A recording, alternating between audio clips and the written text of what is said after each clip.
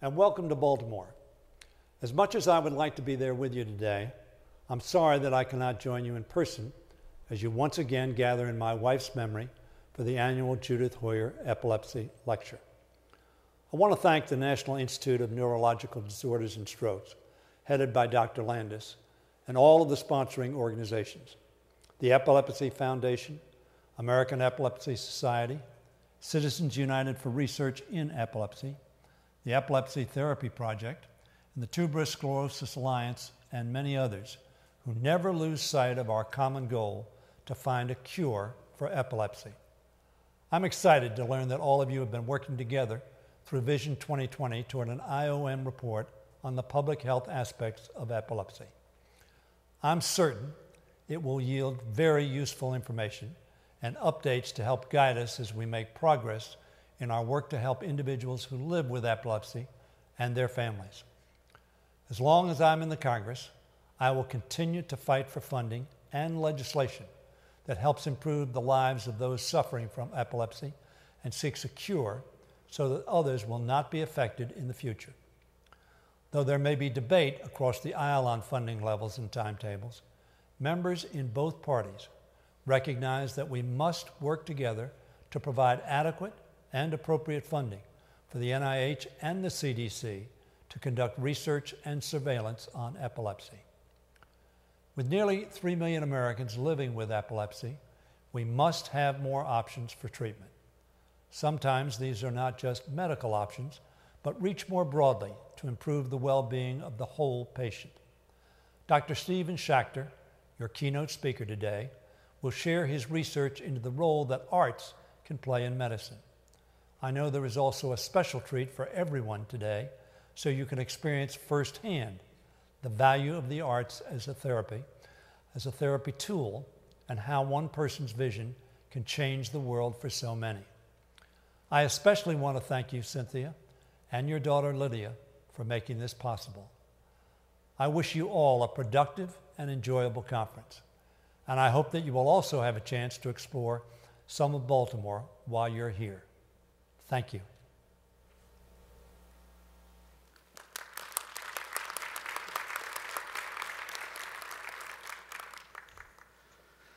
So thanks, Congressman. You were like reading from my script, so I can shorten what I'm going to say. Now it's my pleasure to introduce Dr. Schachter. He's our Judith Hoyer Lecturer on Epilepsy. He's a professor of neurology at Harvard University, and he's dedicated his career to finding new therapies for people with epilepsy. He's a recognized expert in the design and implementation of clinical research in epilepsy. Since 1986, he's been a principal investigator for nearly 70 clinical research studies of different anti-epileptic drugs, devices, and novel therapies. Throughout his career, he's always been interested in breaking new ground. In '88, he helped launch the Office of Clinical Trials and Research at Harvard Beth Israel Deaconess, and he became a founder of the Harvard Clinical Research Institute in 2000. He also founded in 2000 the journal Epilepsy and Behavior, and more recently, he established a national products research program in epilepsy as part of Harvard Medical School's Division of Research and Education in Complementary and Integrative Medical Therapies. He's a dedicated teacher and mentor. He served as an advisor and leader for numerous professional and nonprofit organizations, and recently became the director for neurotechnology and the chief academic officer for the Center for Integrative Medicine and Innovative Technology, which I used to know as CIMIT, which is, it has the same, an acronym, but it had a different set of words going along with it in the old days. But anyway, this consortium of Boston's leading teaching hospitals and universities forces collaboration in translational research, medicine, science, and engineering with the goal of improving patient care. And outside his academic achievements, Dr. Schachter is perhaps best known for conceiving and editing and compiling the acclaimed Brainstorms book series, and for publishing a volume of art from persons living with epilepsy. These books explain and explore epilepsy in a new way and offer us insight and perspective from patients, families, and healthcare professionals. And that, of course, brings us to today's lecture, which is a very special treat. Dr. Schachter's remarks will focus on the social, behavioral, and psychiatric aspects of epilepsy.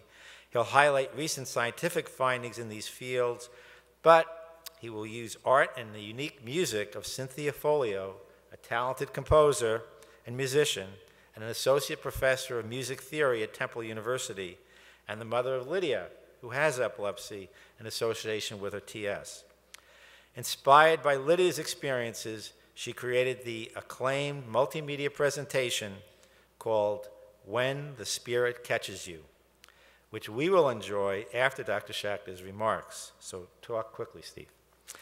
I am pleased to introduce Dr. Steve Schachter to present the 9th Judith Hoyer Lecture on Psychosocial Aspects of Epilepsy, the State of the Art, together with the Baltimore premiere of When the Spirit Catches You, performed by the Philadelphia's Grammy-nominated Relache Ensemble and presented by Dr. Cynthia Folio and her daughter Lydia. Thanks.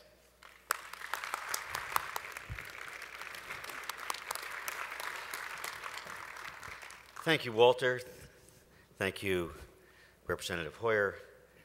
And as we file off the stage, it's a real privilege to invite Steve here. As you know, just a few years ago, he read the scripts that I read today and did a better job. Steve's a real friend. He's just reached out to so many people, so many physicians, so many patients, so many others that he's touched. I was inspired by Walter's comments. You know, we have to keep up the fight. And to help us take a different perspective, I turn it over to Steve Schachter. Steve.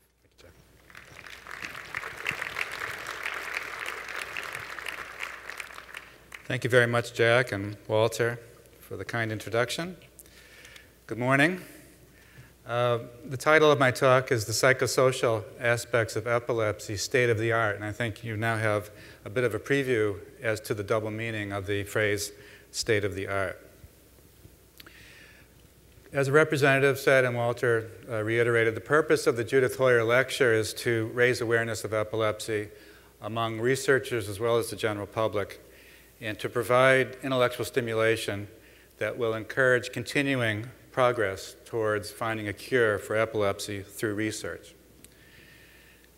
Why is this important? Well, we have many urgent needs for more research, as we all know. We have no cures for epilepsy yet. We have no ways to prevent epilepsy in people at high risk. Persons with epilepsy are at significant risk for increased mortality, for drug-resistant seizures, unacceptable side effects from existing therapies, and the disabling psychosocial and medical comorbidities that many people with epilepsy have. In addition, we need more research into the public health dimensions of epilepsy, and this is currently being undertaken by the Institute of Medicine. Some time ago, the epilepsy community came together and charted a course by which we hope we would begin to answer some of these pressing questions. And the community identified these particular aspects as important methods and strategies towards finding a cure for epilepsy. Better understanding what happens in the brain to create epileptic seizures. New ways to prevent epilepsy. New treatments that eliminate seizures without side effects. And reducing the day-to-day impact of epilepsy. Now, much progress has been made in each of these particular areas. The focus of my remarks this morning, my Judith Hoyer Lecture, is the last of those bullet points, the day-to-day impact of epilepsy. And my approach and my premise in this talk is that artwork and music created by persons living with epilepsy themselves or affected by epilepsy through their family can both illustrate research as well as inspire research to better understand and eliminate the day-to-day impact of epilepsy. And in presenting the creative works of people living with epilepsy, it underscores the importance of the perspective of people themselves affected by epilepsy in the research effort. Now, why is this topic important to researchers? Well, I quote William Lennox, who was none other than AES's first president 75 years ago, Jack. And he and a colleague, Bill Markham, wrote in JAMA in 1953 that those of us who study epilepsy and who treat patients must match modern drug and surgical therapy with practical socio-psychological therapy. Oh my God, there's my picture up there.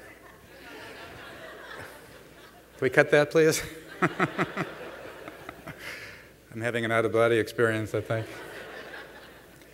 And by going beyond the medications and the serum levels and the surgery to be concerned not only with these turbulent brainwaves, but also with disturbed emotions. And I think those remarks now, almost 50 or 60 years ago, really could be the headline of my presentation. I too want to express my gratitude to the supporters of the Hoyer Lecture, NINDS, CURE, the Epilepsy Foundation, the Epilepsy Therapy Project, the TS Alliance, and the American Epilepsy Society. And I also want to mention that for the first time this year, thanks to the donors and the efforts of ETP, the Hoyer Lecture is being recorded and will be made available on the World Wide Web for the public and researchers around the world. Of course, I'd also like to thank the artists here in this country as well as around the world who have shared their work with me and now with you, as well as their physicians, many of whom have made it possible for their artwork to be brought to your attention, as well as colleagues who have embraced this approach towards enlightening all of us on the personal impact of epilepsy. Just a couple brief words by way of background about the art that I'll be showing you. It's almost 20 years now that I have had an interest in the art of people with epilepsy. This began in the context of a show called From the Storm that launched in Boston in 1993. It was begun by an artist herself with epilepsy who owned an art gallery in Boston. And I was very pleased to be able to help with the show and then to take this show of some 30 or 40 artists' works on the road. And we traveled through North America and Canada and ultimately made our way to Sydney, Australia for the International Epilepsy Congress in 1995. And since then, I've been receiving works of art from canvases through digital files by people with epilepsy, by their physicians, and have used art to create the book that you see the cover of, to illustrate covers of Epilepsy and Behavior and other books, and in any way possible to bring the message, the many messages in this art, to the attention of the professional society as well as the public. And I think I counted nearly 1,300 total pieces of artwork that I now have in various forms, and almost 60 artists.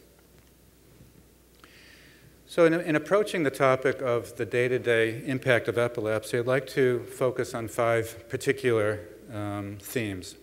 The experience of seizures and the experience of treatments from the point of view of people who have seizures and who are taking these therapies. Mood disorders, one of the most common and disabling comorbidities. The impact of having a child with epilepsy. Living with seizures, living with the diagnosis of epilepsy is the 4th topic, and the 5th is leading a happy and fulfilling life to achieve the vision of ILE that we heard from Nico, which is a world in which no person's life is limited by epilepsy. And then we'll have a musical segue to a very special and unique musical performance. So for the first topic, experiencing seizures and treatment. What do people perceive and feel during seizures? Why is this important? Well, the subjective seizure experiences that individuals with epilepsy have understandably influence to them what it means to have epilepsy. And sometimes they may not have any perception of the seizure itself, but the postictal state, and we'll come to that in a couple of minutes. And as important as this is, it's notable that there really is very little research that has been done into the actual subjective experiences of an individual having seizures. And this is understandable because these are subjective. And how can one measure these? And so the studies that have been done are typically based on personal accounts or on ictal EEG or ictal neuroimaging studies. There are several types of seizure experiences that have been able to be studied. The first I'll mention are visual auras. Visual auras which are static or flashing or moving lights. They can take different shapes, different patterns, different colors, and these typically reflect ictal activation of the primary visual cortex or nearby visual association areas. And as I show you some of the paintings done by people with epilepsy now who have had visual auras, you can get a sense of the nature of these experiences, which totally take over their conscious experience when they occur. These visual auras come on paroxysmally and prevent the individual from seeing what is around them.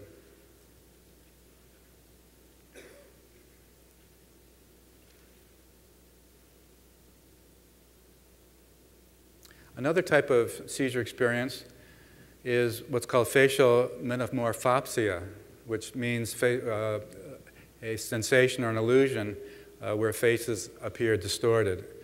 And this has been localized to the face recognition region in the brain.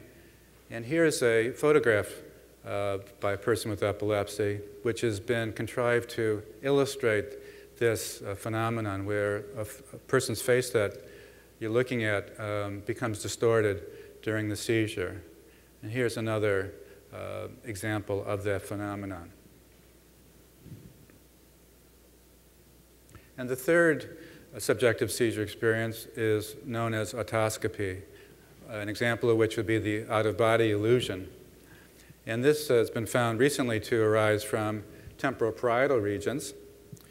Patients may not discuss this spontaneously with their physician because they may be concerned that the physician may not take them seriously, the feeling that they, during a seizure, are literally leaving their body, but yet this happens.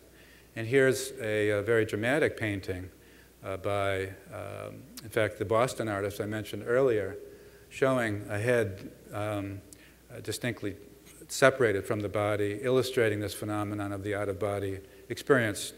There's also intense pain and heat that this individual feels as well during her seizures. Now, as I mentioned, some people have no recollection of the seizure itself, but do remember the post-ictal period or experience symptoms during the post-ictal period. And so what do people perceive? What do they feel during the immediate period following a seizure, what we call the post-ictal period? There are a number of symptoms. They can range from cognitive, emotional symptoms, such as memory loss, confusion, depression, sadness, fear, shame, embarrassment, or certainly physical consequences, such as injuries from the seizure itself, exhaustion, sleepiness, headache, nausea, and weakness. And post-ictal symptoms, like seizure experiences, color the impression of patients' experience of epilepsy, what it means to them to have epilepsy, and do have a significant impact on their quality of life. We're recognizing this more and more by focusing on post-ictal symptoms in research. Yet the research that has been done on the post-ictal state is limited. And while a seizure may last just a few minutes, the post-ictal period may last minutes to hours, perhaps even days. And for many patients, more seriously disrupt their life than the seizure itself, and yet we know far too little about the post-ictal period and the underlying mechanisms. Among the studies that have been done include the work of Andy Canner, in which he found that nearly half of patients with drug-resistant epilepsy experienced a number of symptoms of depression for a median duration of 24 hours after more than half their seizures. And about 1 in 8 of these patients had suicidal ideation in the postictal period. And here's a very telling drawing showing obvious depressed mood. And this sense of depression can last as long as 100 hours, Dr. Kanner found in his research. There's much we have to learn, though, about the postictal state. Here's a quote from a patient that's in one of the Brainstorms books. And she says, "After I have a seizure, I get an overwhelming feeling, overwhelming sense that everything I know intellectually to be in the present is distant in time and space, like the sort of sense associated with the recollection of an old memory. I have a powerful sense of anguish, pain, and loneliness." And for her, this is what it means to have a seizure. This is the first thing she remembers. And what's the visual and spatial perception that goes along with this? It's this horrific reality, which she has drawn here, a mutilated body floating above earth, tethered to ground by what looks like an umbilical cord. This, for her, is the reality of a seizure and her actual reality during the postictal period. And no wonder that she lived in constant fear of having a seizure. How can this happen? What part of the brain is allowing this to happen? And what can we do to prevent it? If we can't stop the seizure, can we treat the postictal period in some way? So moving on then from the ictal and postictal experiences, how do side effects from medications impact daily life? Now there's more research that has been done, and increasingly so in this particular area. And what we know is that anti-epileptic drug side effects do have a significant impact on day-to-day quality of life of people with epilepsy. Bob Fisher and colleagues clearly demonstrated this through large surveys of people with epilepsy years ago. Gus Baker and his colleagues studied over 5,000 persons with epilepsy in Europe, and 88% had at least one side effect. Now here's a picture that shows double vision. And how many of us as physicians have asked the question, well, have you had double vision? And yeah, I have double vision. And yeah, just check the box off that this is the symptom that they had, not fully mindful of the how uncomfortable and unpleasant one of the side effect double vision may be. I mean, if we cross our eyes so that things are double, you can get a sense of this. And imagine living with this day in and day out, for long periods of time. And one can't help but look at this picture and begin to understand the meaning of one of many side effects from medications. Now let's move on to mood disorders. One of the most common and under-recognized comorbidities of epilepsy. What are the interrelationships between depression, for example, and epilepsy? And to what extent does depression affect the lives of persons with epilepsy? Well, recent research is indicating that there is a bidirectional relationship between epilepsy and depression, also with suicidality. This bidirectional relationship means it can start with depression and lead to epilepsy, or start with epilepsy and lead to depression. And Hippocrates, a famous Greek physician from many centuries ago, recognized this as well. So a large number of research studies now are indicating that patients with depression, with depressive disorders, have a 3 to 7-fold higher risk of developing epilepsy. And this has now been demonstrated as well in older patients as well as in drug-resistant epilepsy in particular. Conversely, depressive disorders occur in up to 55 or 60% of patients, particularly with drug-resistant epilepsy, and perhaps as many as 10% of patients who have full seizure control, and who we otherwise, as physicians, might think that everything is fine. But as our colleagues have told us time and time again, depressive disorders among people with epilepsy are under-recognized and undertreated. Dr. Kanner has identified possible pathogenic mechanisms underlying the bidirectional relationship, outlined this in a recent review article. These include a hyperactive hypothalamic pituitary adrenal axis, a hormonal underpinning, or disturbances in a number of neurotransmitter systems, including serotonin, noradrenergic, GABAergic, and glutamatergic systems. And neuroimaging work is showing brain structural changes that can occur with depression or epilepsy, affecting parts of the brain that are known to mediate mood and particularly depressed affect. We are also learning through research that depression in patients with epilepsy often coexists with anxiety, and the coexistence of depression and anxiety may be a particular risk factor for suicidality. And both, independently as well as together, are associated with poor health-related quality of life. This has also been recently demonstrated in seniors with epilepsy, which is important because this is the fastest growing segment of the population with new onset epilepsy. Surprisingly, I think, to us, when these results came out, is that the impact on quality of life of depression and anxiety exceeds the impact on quality of life of seizures themselves. Suicide is one of the most common causes of death among persons with epilepsy. We heard another earlier from Walter, SUDEP. The risk of suicide is elevated nearly 30-fold in the presence of a mood disorder in a person with epilepsy. And again, surprisingly, perhaps, it is also significantly increased in the first 6 months following the diagnosis of epilepsy. Now let's take a look at some of the art. This again is could be viewed as a self-portrait of a person with epilepsy and the associated depression.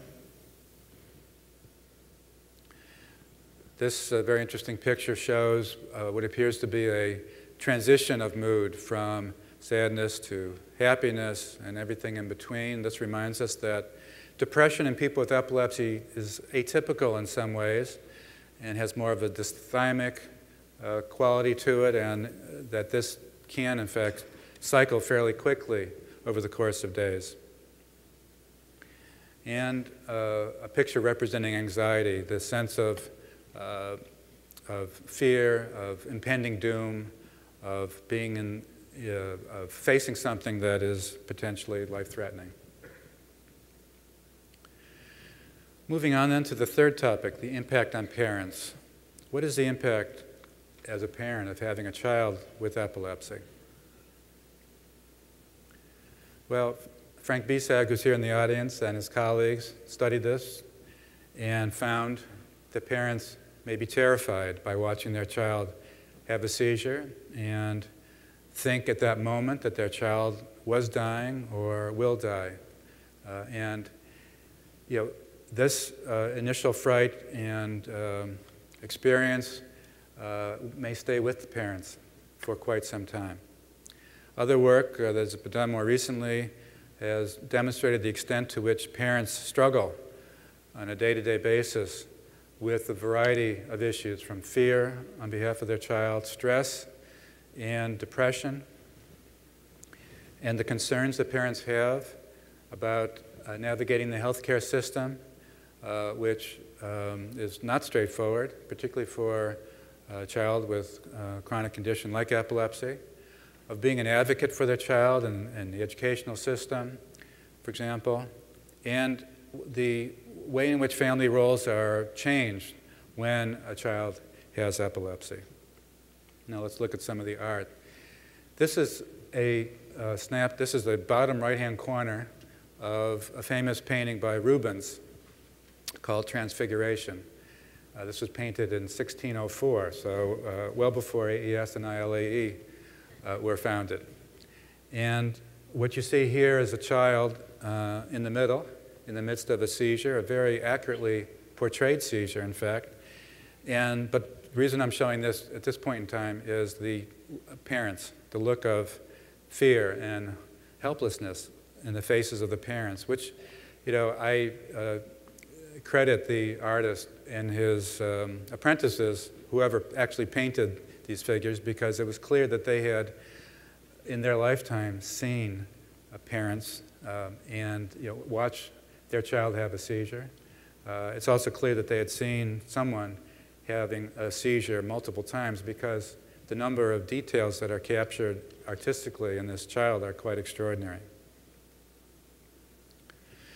Tragically, sometimes a child with epilepsy will die, and this is a very powerful, emotional painting done by Leonard Lear, a well-known American artist, whose daughter, Anna Katrina, died from complications associated with epilepsy. The title of the painting is Anna Katrina Entering Heaven. And from the bottom up, you see Anna Katrina in the aftermath of a seizure. She lived in a persistent vegetative state for quite some time.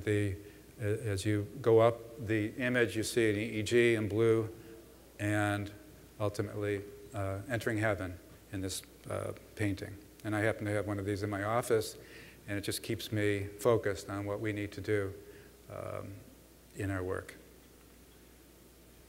Here are stained glass pyramids by Trish Barnes, who's here in our audience.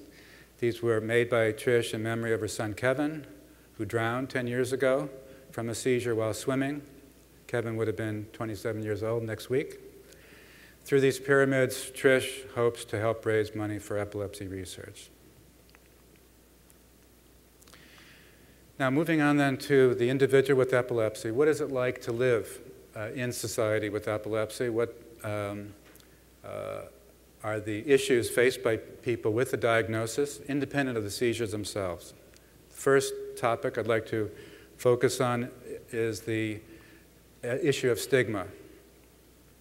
How pervasive and how impactful are stigma? And we distinguish two different types of stigma. Perceived stigma, which is what the individual, in this case with epilepsy, thinks others are thinking about him or herself.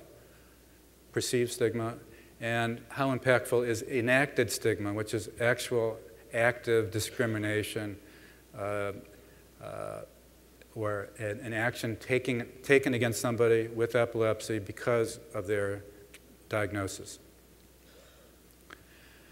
Coming back to the study of Gus Baker and over 5,000 people with epilepsy, over half of these individuals felt stigmatized by their condition. And Ann Jacoby and others have clearly documented through research that perceived stigma or enacted stigma reduce self-esteem of the person with epilepsy and negatively impact their quality of life. Take a look at this photograph. This is a very insightful photograph that carries the message of perceived stigma. Remember, perceived stigma is what the individual with epilepsy imagines or believes that others are thinking about them, whether or not it's true. And often it isn't true, as shown in this photograph. So here the person with epilepsy is in the middle of the photograph, dressed as a clown in a crowded public space. He's dressed like a clown because he feels that because of his epilepsy, people around him think he's a clown, think he's different, that he believes they're stigmatized in their opinion towards him. But the reality, as you look at the people in this public space, no one is actually looking at him. No one is really taking notice of him. So this is perceived stigma. And often, if a patient who I'm seeing is struggling with this concept but can't quite put words to it, we might show them this photograph, and that can help illustrate this phenomenon. And it can be just as disabling and life-limiting as actual or enacted stigma. Now, these days it's politically incorrect, fortunately, to make fun of people with epilepsy, although from time to time we still see this happening on TV shows, and we're understandably outraged by this. But there was a time when it was more publicly acceptable to make fun of people with epilepsy. This is a cartoon from a French magazine that would be like the equivalent of Life magazine or Look magazine in this country, showing people with epilepsy at a epileptic colony where people were literally sent out of sight, out of mind, at a time when it was felt that you could catch epilepsy by watching somebody have a seizure.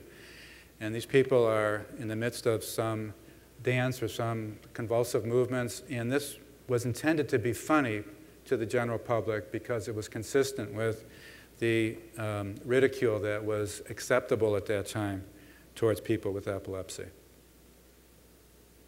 Stigma can make people feel certainly different, below the surface of society, isolated, alone, undervalued. Here we see St. Valentine, who's one of the patron saints of epilepsy. People with epilepsy in this picture reaching up from below ground level, literally reaching up to be brought into mainstream society by St. Valentine. The day in the life of an artist with epilepsy, isolated and alone from sunrise to sunset, with cracks in the road representing gaps of time associated with this person's seizures. Very lonely experience. Much of the art that I have conveys the sensation of isolation, of loneliness, even being alone despite people being around you.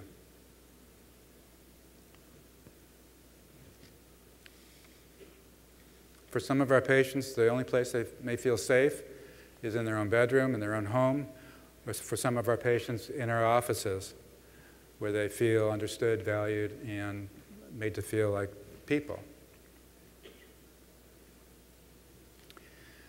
Another aspect of living with epilepsy is called locus of control. What is locus of control for persons with epilepsy, and what is its relationship to mood disorders, to self-empowerment, and to quality of life? Locus of control is a concept that means, who do you believe is in charge of your life? Is it from within?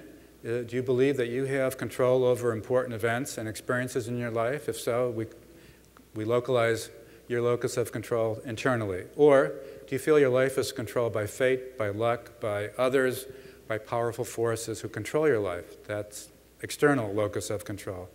And in the case of a person with epilepsy, the powerful force can be the seizures.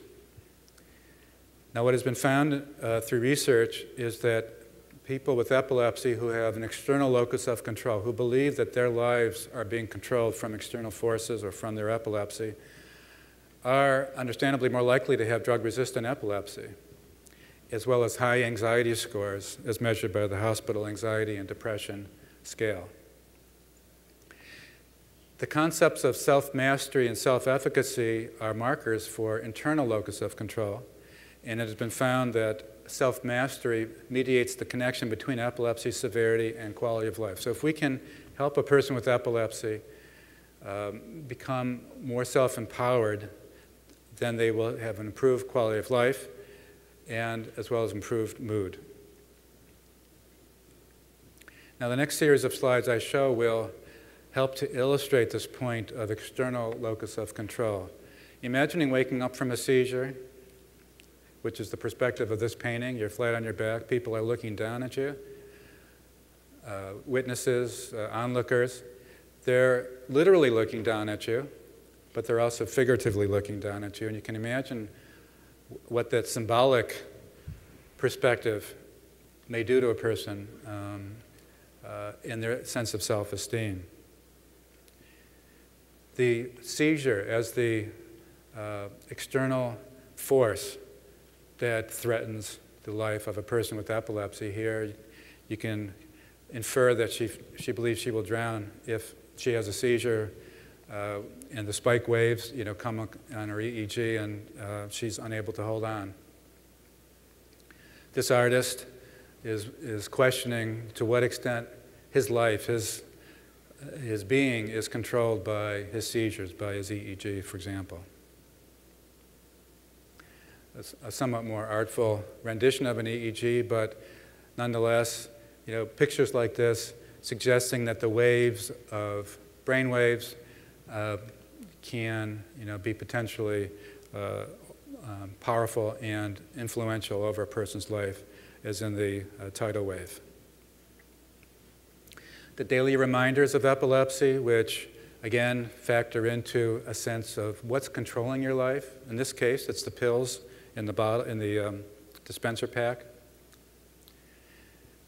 Rubik's cubes, if each of the faces of each of these cubes is a possible daily experience, who is it that's manipulating the Rubik's cube that will determine what that day will be like for that individual with epilepsy?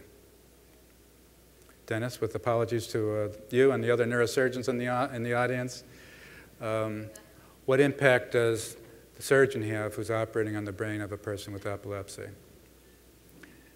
And being equal opportunity for the physicians here who prescribe medications, the patient may equate you with the external force that's in control of a person's life. And the editorial comment here on the pocket of the physician, if you can read it, it says pharmaceutical companies. As technology advances and we make further advances with seizure prediction, seizure detection, we're implanting hardware of various sorts into patients. This too may factor into their external locus of control, and I think that's a very perceptive and forward-looking message of this particular artist's self-portrait.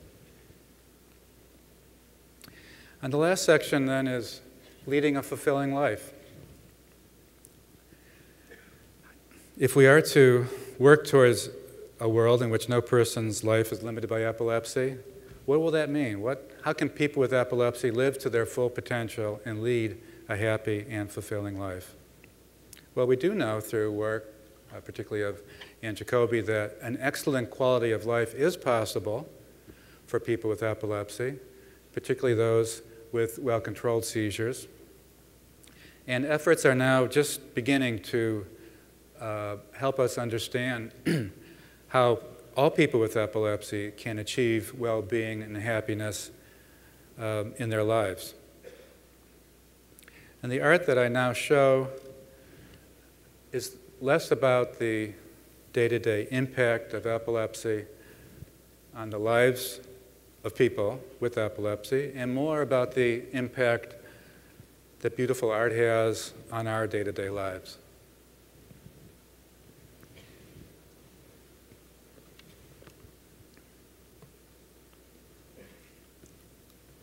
As we experience these artworks, hopefully it reinforces our belief that people with epilepsy are capable of wonderful accomplishments.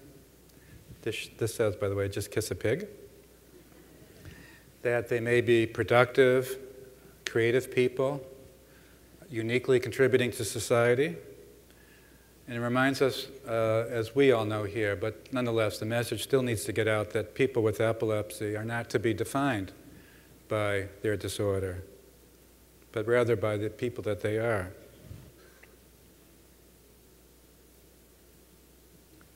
This is called sardines in German.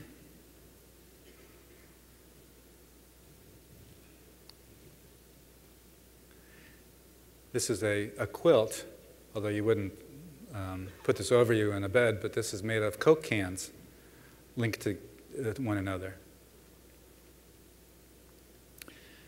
Epilepsy is often called a hidden disability. We hear that phrase a lot because there may be no visible indications of epilepsy in between seizures.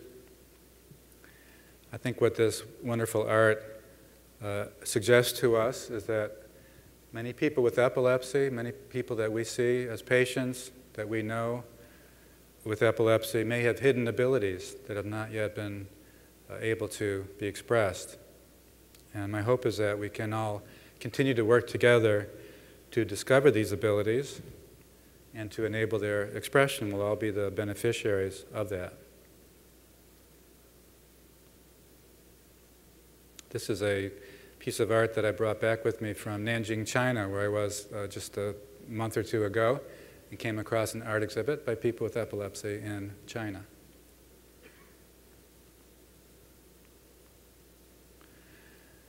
And thanks to Jim Chambliss, I learned that De Chirico, the Italian artist who's credited with starting the field of surrealism, had epilepsy. And we visited his studio in Rome at the recent International Congress and had a wonderful experience there, looking at his art and going through his writings.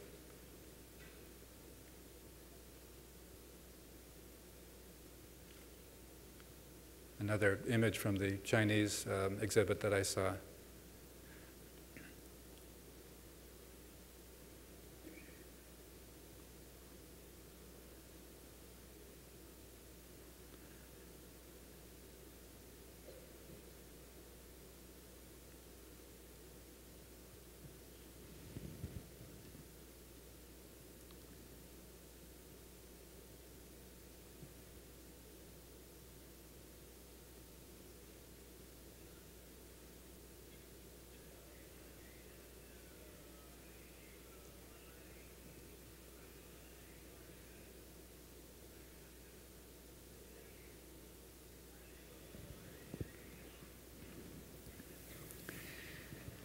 The art of persons with epilepsy hopefully inspires all of us to more completely understand the full day-to-day impact of epilepsy, understanding what may be possible to achieve.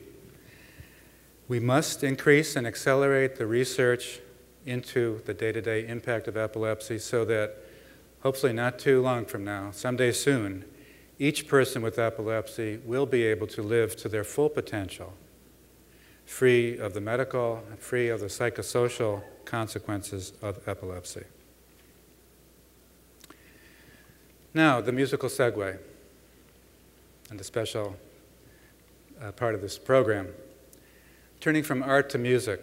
Well, music, too, can inspire us and broaden our perspectives on epilepsy and its personal impact.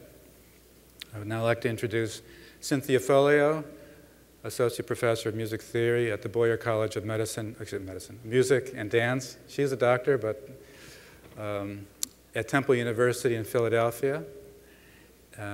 Cynthia's daughter, Lydia, who's coming to the podium with Cynthia, has epilepsy.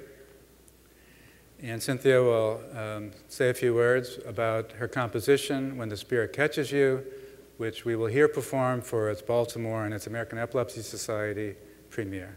Cynthia.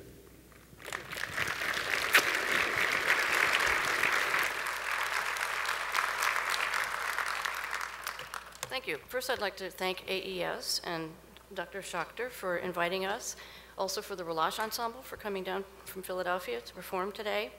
And I'd like to thank my husband for helping me with the video aspects of my piece, Alec Brinkman. This is my daughter, Lydia Thompson.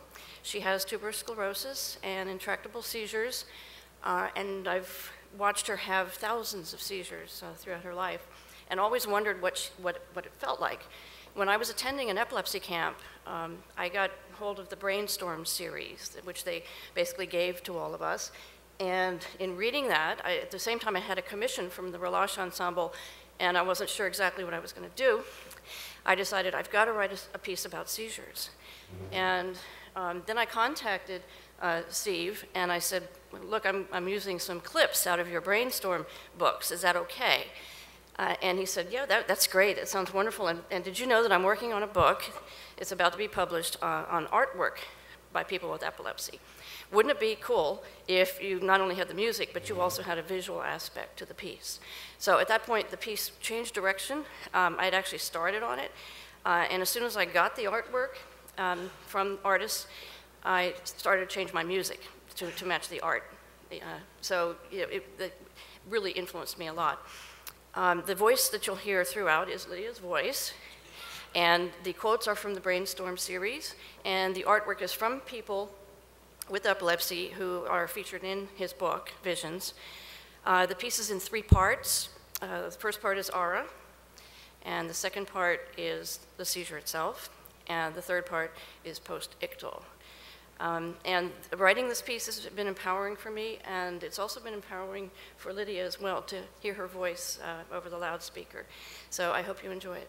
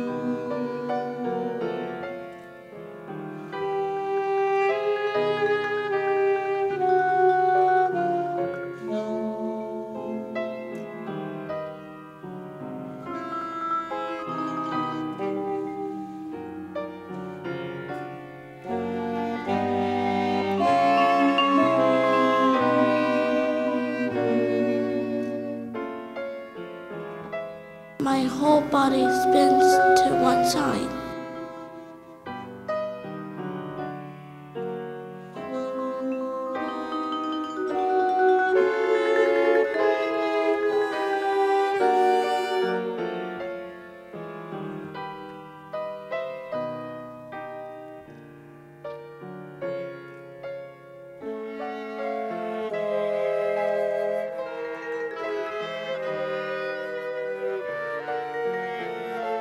I get this tingly feeling in my feet.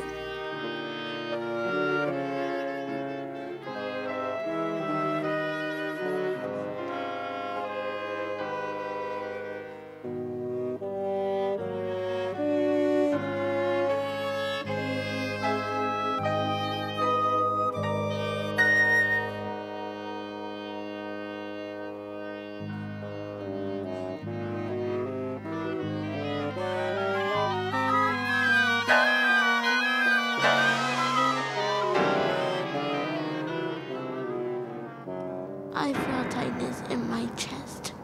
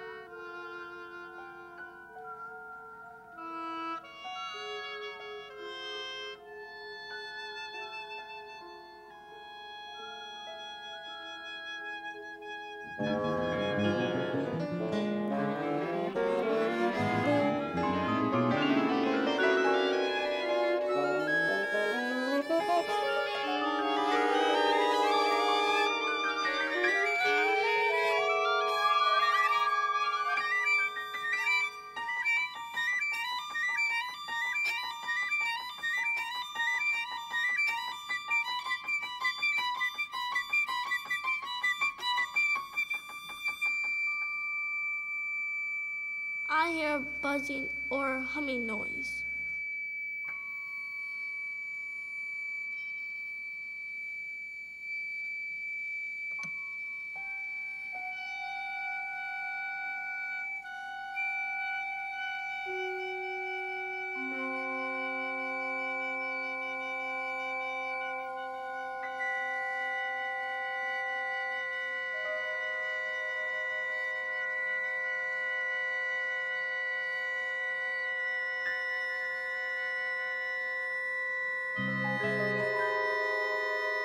Sounds become distorted, like a record being played at slow speed.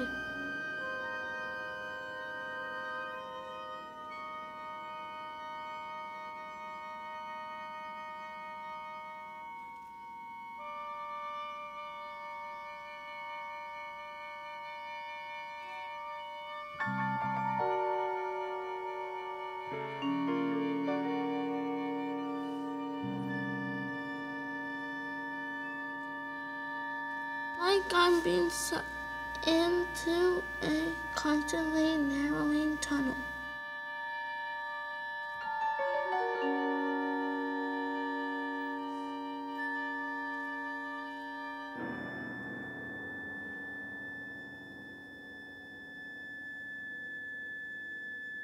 I see a picture in a faraway place.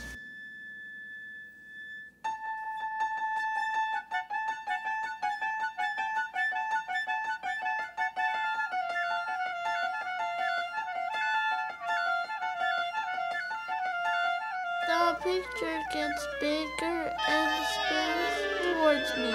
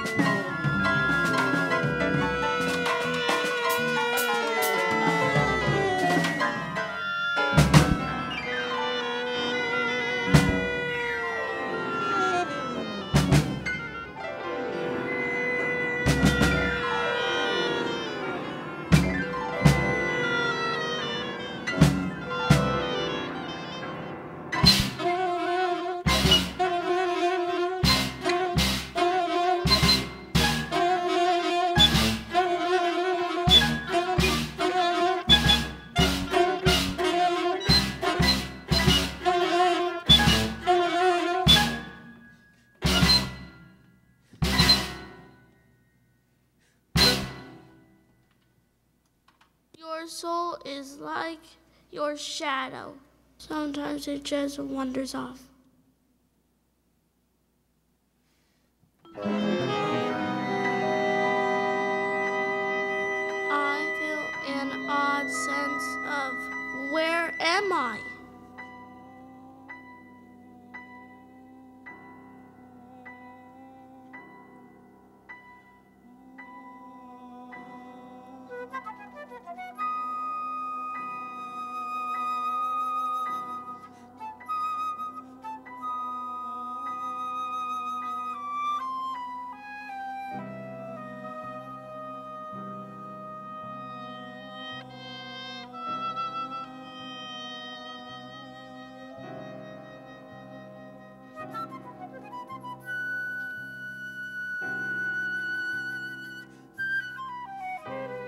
I feel confusion and shame.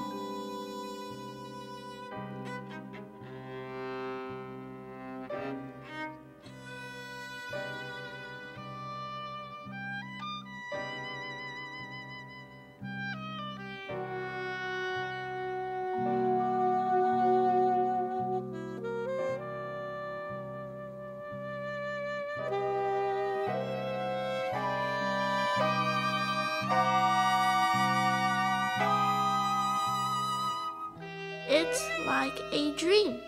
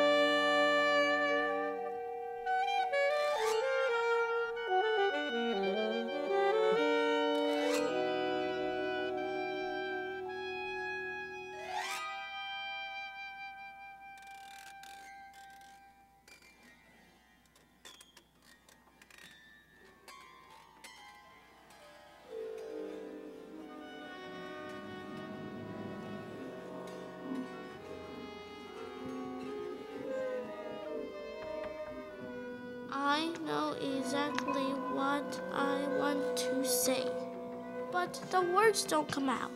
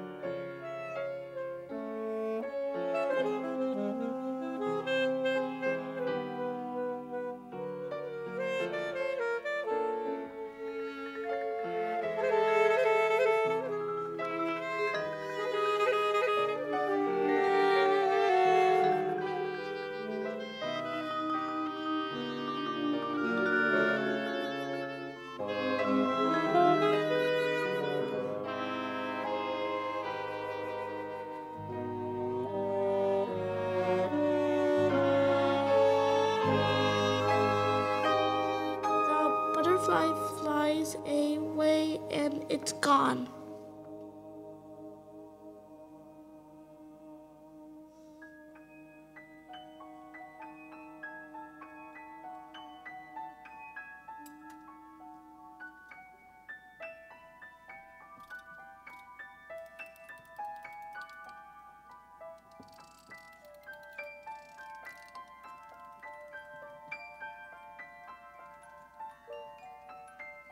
Until the next butterfly comes.